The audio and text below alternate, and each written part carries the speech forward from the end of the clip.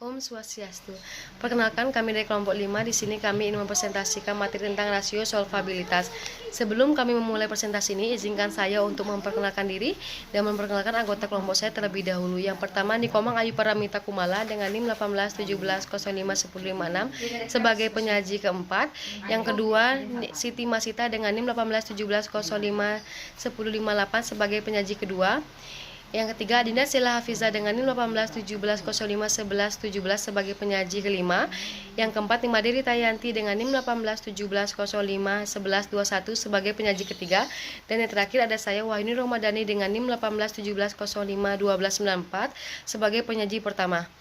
Untuk selanjutnya ada pokok pembahasan. Di sini terdapat 5 pokok pembahasan, yaitu pengertian rasio solvabilitas, tujuan rasio solvabilitas, manfaat rasio solvabilitas, jenis-jenis rasio solvabilitas, dan hasil pengukuran. Untuk materi yang pertama, pengertian rasio solvabilitas akan langsung dibacakan oleh saya. Pengertian rasio solvabilitas adalah rasio yang digunakan untuk mengukur sejauh mana perusahaan dibiayai dengan utang. Dalam arti luas, yaitu rasio solvabilitas digunakan untuk mengukur kemampuan perusahaan untuk membayar seluruh kewajibannya baik jangka pendek maupun jangka panjang. Sekian dari presentasi saya. Untuk selanjutnya akan disampaikan oleh penyaji kedua. Baik, di sini saya akan memaparkan tujuan rasio solvabilitas. Yang pertama, untuk mengetahui nilai perusahaan terhadap kewajiban kepada pihak lainnya, seperti kreditor. Yang kedua, untuk menilai kemampuan perusahaan dalam memenuhi kewajiban yang bersifat tetap. Yang ketiga, untuk menilai keseimbangan antara nilai aktiva, khususnya aktiva tetap dengan modal. Yang keempat, untuk menilai seberapa besar aktiva perusahaan dibiayai oleh utang. Yang kelima, untuk menilai seberapa besar pengaruh utang perusahaan terhadap pengelolaan aktiva. Yang keenam, untuk menilai atau mengukur berapa bagian dari setiap rupiah modal sendiri yang dijadikan jaminan utang jangka panjang. Yang terakhir, untuk menilai berapa dana pinjaman yang segera akan ditagih terdapat sekian kalinya modal sendiri yang dimiliki. Selanjutnya, manfaat rasio solvabilitas. Yang pertama, untuk menganalisis kemampuan posisi perusahaan terhadap kewajiban kepada pihak lainnya, seperti kreditor. Yang kedua, untuk menganalisis kemampuan perusahaan dalam memenuhi kewajiban yang bersifat tetap. Yang ketiga, untuk menganalisis keseimbangan antara nilai aktiva, khususnya aktiva tetap dengan modal. Yang keempat, untuk menganalisis seberapa besar aktiva perusahaan dibiayai oleh utang. Yang kelima, untuk menganalisis seberapa besar pengaruh utang perusahaan terhadap pengelolaan aktiva. Yang keenam, untuk menganalisis atau mengukur berapa pinjaman dari setiap rupiah modal sendiri yang dijadikan jaminan utang jangka panjang.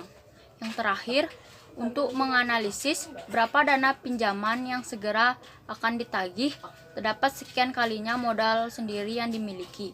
Sekian yang dapat saya sampaikan, akan dilanjutkan oleh teman saya. Om Swastiastu. Perkenalkan, nama saya Nikomang Ayu Paramita Kumala, NIM 1056. Pada kesempatan kali ini saya akan melanjutkan presentasi dari teman saya. Adapun materi yang akan saya bawakan adalah jenis-jenis rasio solvabilitas. Rasio solvabilitas ada 7, yaitu yang pertama debt to asset ratio atau debt ratio, yang kedua debt to equity ratio, yang ketiga long term debt to equity ratio, yang keempat tangible asset debt coverage, yang kelima current liability is to net worth, yang keenam time interest earned, dan yang ketujuh fixed charge coverage. Namun pada kesempatan kali ini kelompok kami hanya akan menjelaskan 5 jenis rasio solvabilitas saja. Baik, untuk yang pertama yaitu debt to asset ratio atau debt ratio. Debt ratio merupakan rasio hutang yang digunakan untuk membandingkan antara total hutang dengan total aktiva. Dengan kata lain, rasio ini digunakan untuk mencari seberapa besar aktiva yang dibiayai oleh hutang atau seberapa besar hutang yang terpengaruh terhadap pengelolaan aktiva. Adapun rumus yang digunakan untuk mencari debt ratio ini adalah dengan membagi antara total debt atau total hutang dengan total aset atau total aktiva. Untuk lebih jelasnya lagi, saya akan menjelaskan contoh yang ada di slide, terlihat sebuah perusahaan memiliki total aktiva atau total aset pada tahun 2005 sebesar 4.200, sedangkan tahun 2006 sebesar 4.000. Untuk total hutangnya pada tahun 2005 sebesar 2.050 dan tahun 2006 sebesar 1.900. Untuk mencari debt ratio pada tahun 2005, kita bandingkan total hutang tahun 2005 sebesar 2.050 dengan total aktiva pada tahun 2005 sebesar 4.200, sehingga mendapat hasil sebesar 0,488 yang dibulatkan menjadi 49%. Sedangkan untuk tahun 2006 caranya sama, yaitu dengan membagi antara total hutang pada tahun 2006 sebesar 1.900 dibagi dengan total aktiva pada tahun 2006 sebesar 4.000, sehingga menghasilkan 0,475 yang dibulatkan menjadi 48%.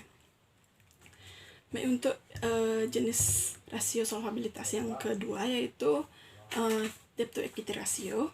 Debt to equity ratio merupakan rasio yang digunakan untuk menilai antara hutang dan ekuitas.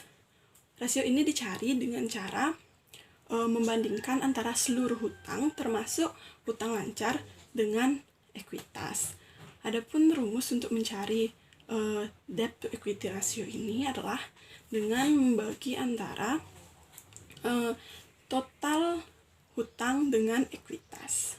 Nah, untuk lebih jelasnya lagi saya akan membahas kembali contoh soal. Di slide terlihat sebuah perusahaan memiliki total aktiva pada tahun 2005 sebesar sebuah perusahaan memiliki hutang pada tahun 2005 sebesar 2.050, sedangkan tahun 2006 sebesar 1.900. Nah, untuk total ekuitas yang dimiliki pada tahun 2005 yaitu sebesar 2.250 dan pada tahun 2006 sebesar 2.100. Nah, untuk mencari debt to equity ratio pada tahun 2005, kita bagi antara total hutang pada tahun 2005 sebesar 2.050 dengan total ekuitas pada tahun 2005 sebesar 2.250, sehingga menghasilkan hasil 0,911% yang dibulatkan dan dijadikan persen menjadi 91%.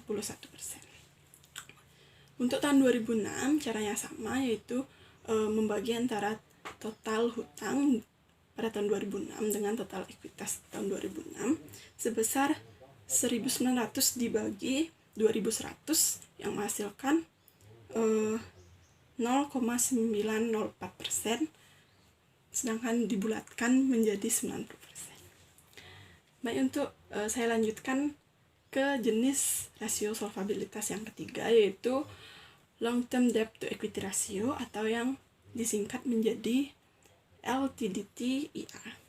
Nah, long term debt to equity ratio ini merupakan rasio antara hutang jangka panjang dengan modal sendiri.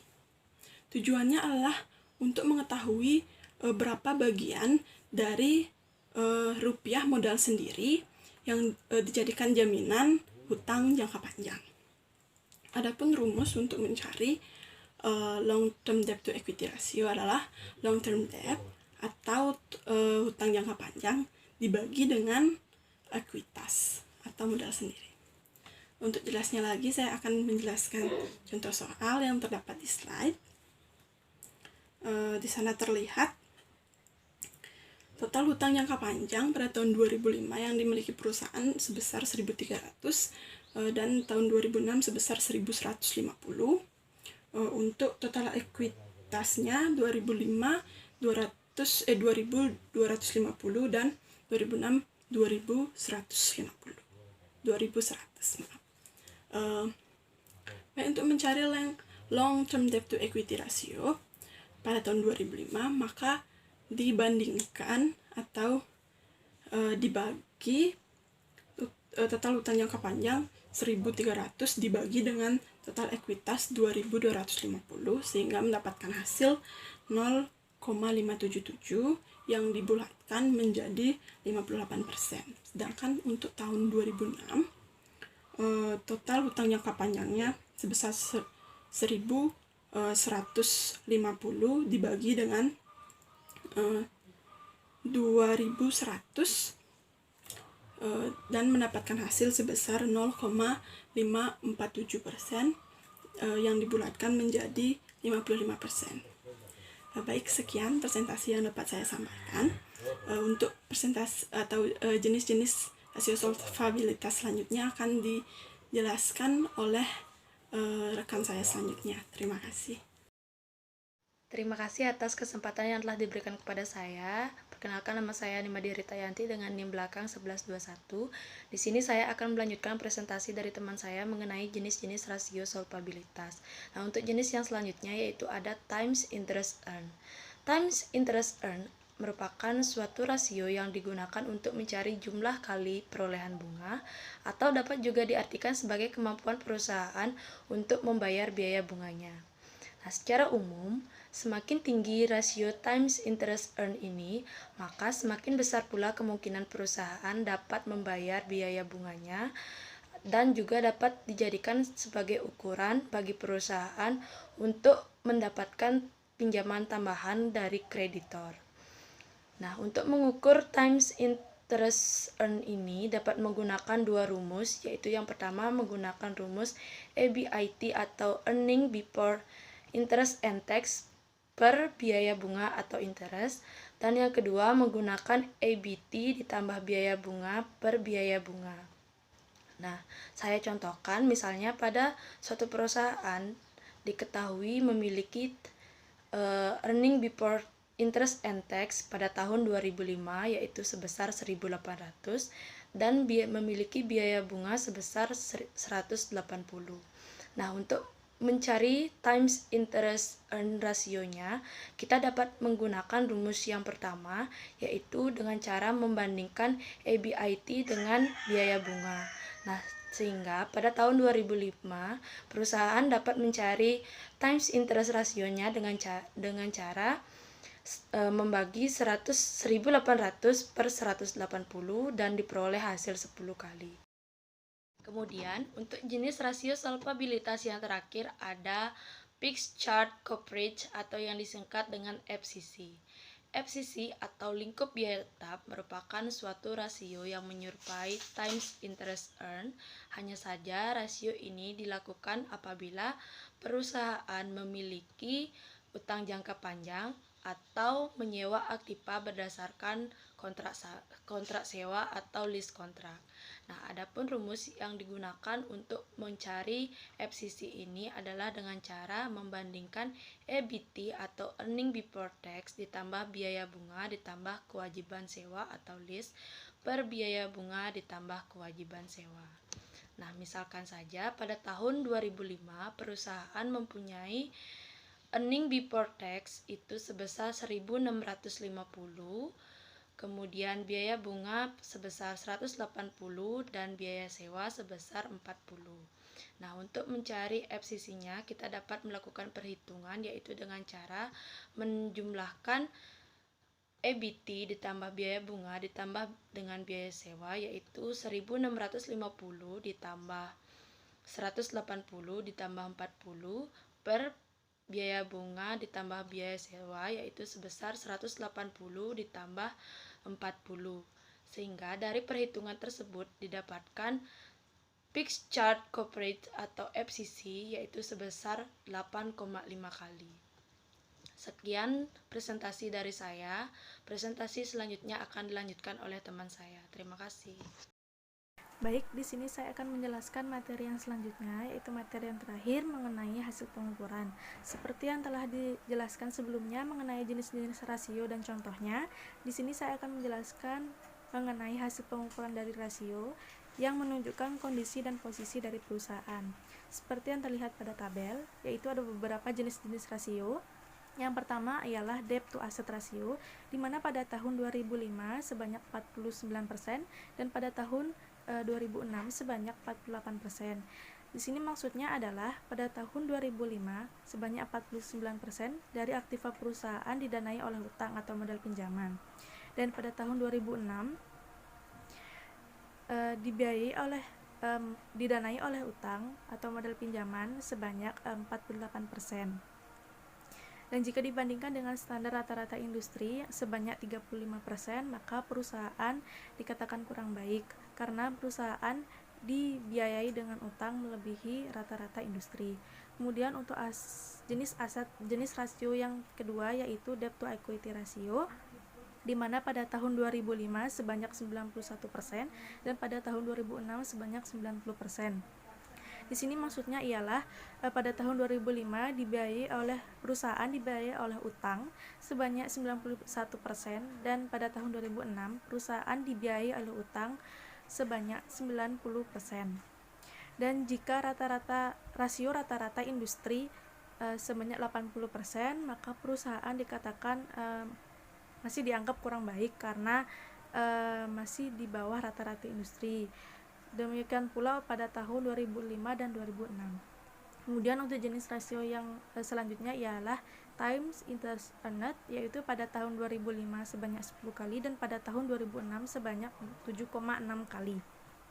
Di sini maksudnya ialah biaya bunga dapat ditutup sebanyak 10 kali untuk pada tahun 2005, ditutup 10 kali laba sebelum bunga dan pajak. Begitu pula pada tahun 2006, biaya bunga dapat ditutup sebanyak 7,6 kali laba sebelum bunga dan pajak.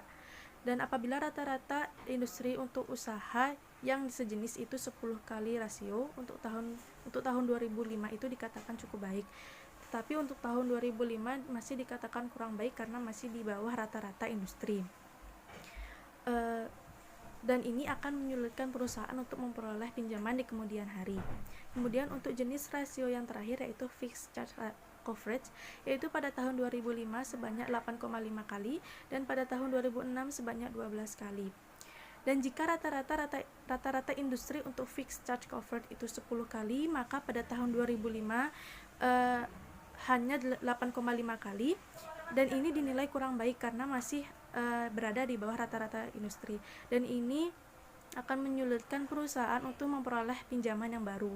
Kemudian untuk pada tahun 2006, jika rata-rata industrinya yaitu 10 kali dan pada tahun 2006 itu sebanyak 12 kali, maka sudah dinilai cukup baik karena sudah berada di atas rata-rata industri dan akan mempermudah perusahaan untuk memperoleh pinjaman. Sekian presentasi dari kelompok kami ucapkan terima kasih.